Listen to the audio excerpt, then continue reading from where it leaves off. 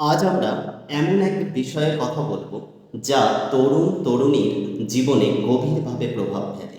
প্রেম, heartbreak এবং সেই থেকে ডিপ্রেশন।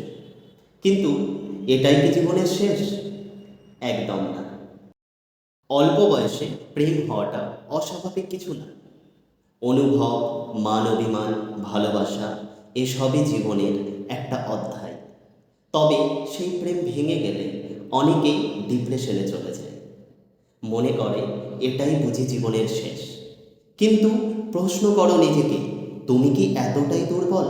তুমি এক ব্যর্থ সম্পর্কের জন্য নিজের জীবনকে ধ্বংস করে দেবে?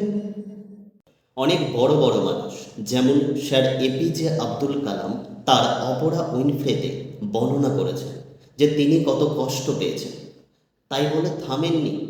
তাই প্রেমে হার্টব্রেক হতে পারে, কিন্তু তাতেই আমাদের জীবনের শেষ নয়। তুমি যেদিন তোমার লক্ষ্যে ফোকাস করবে, নিজের স্বপ্নগুলোকে ভালোবাসবে, তখন দেখবে সেই কষ্টগুলোই তোমার শক্তি হয়ে গেছে।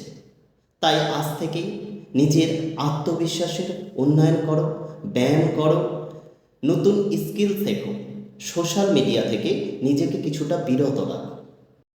তবে শোনো, প্রেমের ব্যর্থতা জীবনে শিক্ষা দেয়, থামিয়ে দেয় না। এখনও দেরি হয়নি। নিজের জীবনের হিরো নিজেই হও।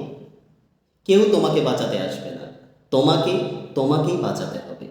এই ভিডিও যদি তোমার মনে একটু শক্তি যোগায়, তবে একটা লাইক করো, বন্ধুদের সাথে শেয়ার করো।